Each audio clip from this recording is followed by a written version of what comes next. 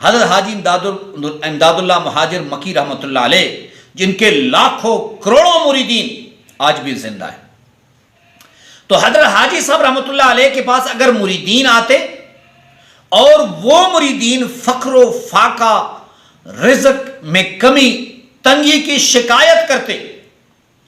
تو حضرت حاجی صاحب رحمۃ اللہ علیہ ان کو ایک آیت کا وظیفہ بتاتے، اور جب ان کی مریدین ان وظیفے کو پڑھتے تو واپسی پر ان کا جواب یہ تھا کہ حضرت حاجی صاحب،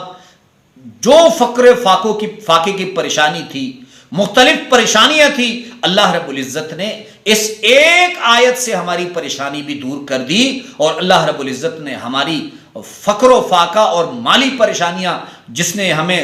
سانس، ایسی مسائل میں ہم پھنسے تھے، ہم سانس بھی لیتے تو ہمیں تکلیف ہوتی، اللہ نے ان سے بھی نکال دیا. اللہم صلی علی محمد وعلی آلہ وبارک وسلم.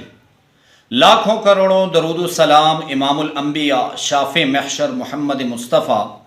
احمد مجتبی صلی اللہ علیہ وسلم اور ان کی آل طیبین طاہرین پر. تو میرے بھائیوں اور میری بہنوں، حضرت مولانا شاہ عبد الغنی بولپوری رحمۃ اللہ علیہ فرماتے ہیں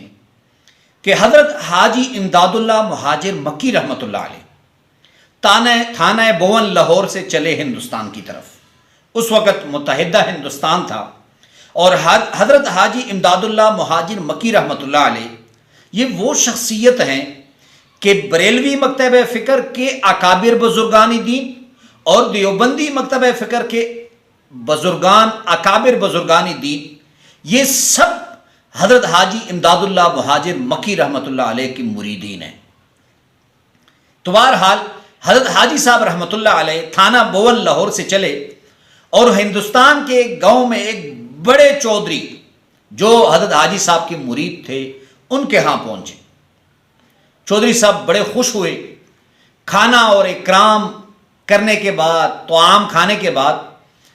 حاجی صاحب نے پوچھا کہ یہ کیا ہے فارم ہاؤس کے بارے میں. تو چودھری صاحب نے بتایا کہ حاجی صاحب یہ میرے گھوڑوں کا استبل ہے، یعنی میرا فارم ہاؤس ہے، اور اس کے اندر ایک کمرہ ہے جو میں نے چارے وغیرہ کے لیے، جانوروں کی چاری کی مشین اس میں لگائی ہے. تو حضرت حاجی صاحب رحمۃ اللہ علیہ نے چودھری صاحب سے پوچھا کہ یہ جو چارے کا کمرہ ہے اس کے اندر ایک مصلی کی جگہ ہوگی؟ تو چودھری صاحب نے کہا جی بالکل ہے. تو حضرت حاجی امداد اللہ مہاجر مکی رحمۃ اللہ علیہ نے فرمایا کہ آپ ایسے کیجئے کہ میرا مصلی اسی کمرے میں بچھا دیے. تو چودھری صاحب نے حکم کی تعمیل کی، فوراً ایک لوٹا اور ایک مصلی اس کمرے میں پہنچا دیا. یہ ایسے وقت تھا کہ حضرت حاجی امداد اللہ مہاجر مکی رحمۃ اللہ علیہ انگریزوں کے خلاف جو تحریک تھی اس کی قیادت کر رہے تھے. تو چودھری صاحب نے جیسے ہی حاجی صاحب کے پیچھے دروازہ بند کیا اور اپنے حال میں آئے تو باہر کا جو مین دروازہ تھا اس پہ دستک ہوئی. تو چودھری صاحب جیسے ہی باہر گئے دیکھا کہ انگریز ایس پی بما اپنے پولیس کے وہ اندر آیا، اور چودھری صاحب کو کہا کہ چودھری صاحب سنا ہے کہ آپ کے استبل کے گھوڑے بڑے مشہور ہیں، تو ہم آپ کے استبل کے گھوڑے دیکھنا چاہتے ہیں. تو چودھری صاحب کے دل میں جو ہے وہ پریشانی پیدا ہوئی کہ اگر انگریز ایس پی نے حضرت حاجی امداد اللہ مہاجر مکی رحمۃ اللہ علیہ کو میرے گھر پکڑ لیا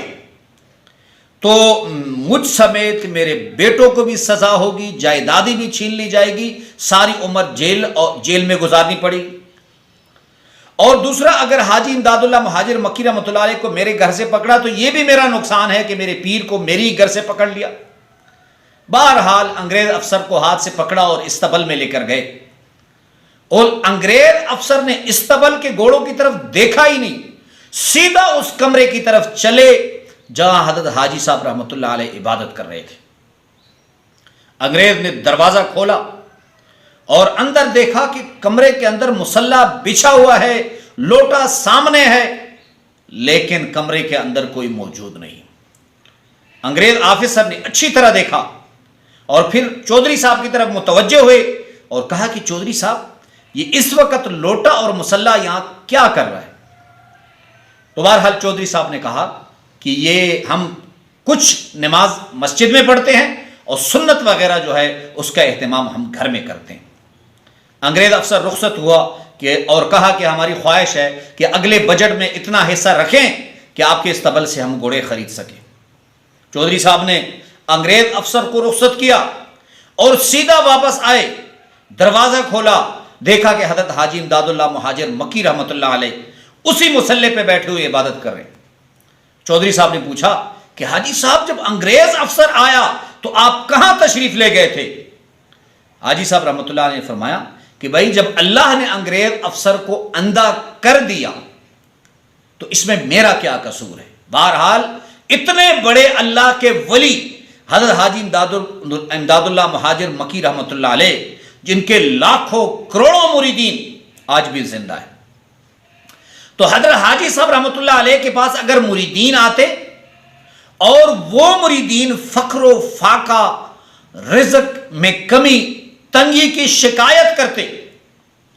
تو حضرت حاجی صاحب رحمۃ اللہ علیہ ان کو ایک آیت کا وظیفہ بتاتے، اور جب ان کی مریدین ان وظیفے کو پڑھتے تو واپسی پر ان کا جواب یہ تھا کہ حضرت حاجی صاحب جو فقر فاقے کی پریشانی تھی، مختلف پریشانیاں تھی، اللہ رب العزت نے اس ایک آیت سے ہماری پریشانی بھی دور کر دی، اور اللہ رب العزت نے ہماری فقر و فاقہ اور مالی پریشانیاں، جس نے ہمیں سانس، ایسی مسائل میں ہم پھنسے تھے، ہم سانس بھی لیتے تو ہمیں تکلیف ہوتی، اللہ نے ان سے بھی نکال دیا۔ تو وہ آیت کون سی ہے؟ سورہ شورى کی ایک آیت ہے، اعوذ باللہ من الشیطان الرجیم، بسم اللہ الرحمن الرحیم، اللہ لطیف بعبادہ یرزق من یشاء وہو القوی العزیز۔ اس ایک آیت کو آپ نے نماز فجر کے بعد 70 مرتبہ پڑھنا ہے، اول و آخر ایک مرتبہ درود شریف پڑھ کر، اور یہ میری گارنٹی ہے، کیونکہ رب کی گارنٹی ہے، اولیاء کرام کی گارنٹی ہے کہ اس ایک آیت سے اللہ پاک آپ کو مالدار بنائیں گے اگر آپ نے اسے پابندی سے پڑھا۔ اور اللہ کی ذات کو گواہ بنا کے کہتا ہوں کہ یہ آیت 70 بار پڑھنا، اول و آخر درود شریف پڑھ کر پڑھنا، یہ میرے معمولات میں الحمدللہ شامل ہے۔ آپ اسے پڑھیں۔ فقر و فاقے کا مسئلہ ہے، نوکری کا مسئلہ ہے، اللہ رب العزت چند دنوں میں اسے ختم کر دیں گے انشاءاللہ۔